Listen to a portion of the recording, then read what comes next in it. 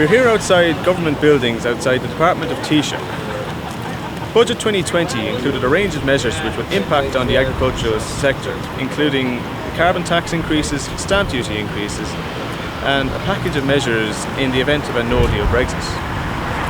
AgriLand caught up with Minister for Agriculture Michael Creed to find out exactly how these measures will impact on Irish farmers.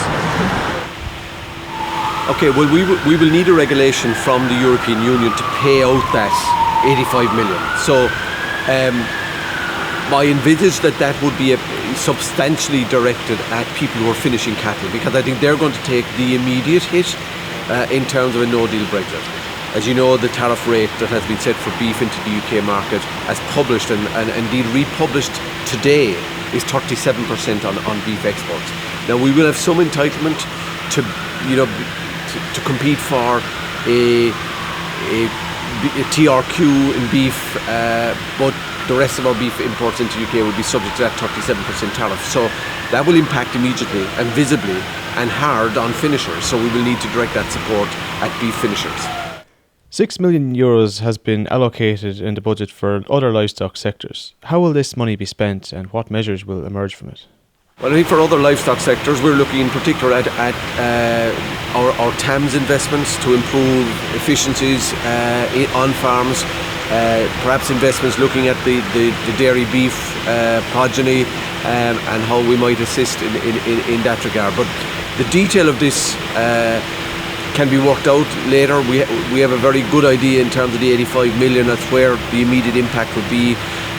We would see in that 85 million, for example, that the dairy sector who are involved in finishing animals would also be included this time, because it would be a more comprehensive package than the initial beam support. So on other livestock sectors, it would be, I think, substantially around TAMS investments. The trained young farmer exemption continues. The consanguinity relief, which is a farm transferred to defined relatives, continues at a rate of 1%. So my understanding is about 2/3 of the value of farm transactions will continue to be exempt from the stamp duty liability.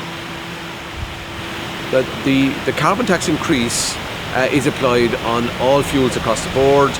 It will be applied to home heating oils, I understand it, from later, after the winter season of 2020.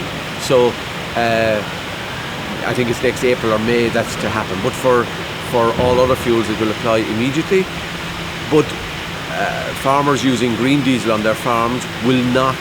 They will be entitled to a refund through their tax system for any, because bear in mind what carbon taxes are about is encouraging behavioural change rather than revenue gathering.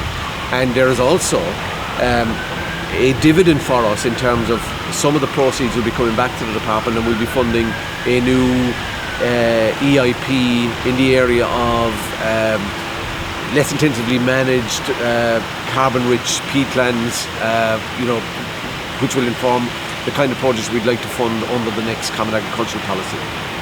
Will contractors be included in the refund measure? My understanding is that they are currently not entitled to the exemption that individual farmers are, or refund that individual farmers are, and I think that's going to stay. There isn't a proposal to change that.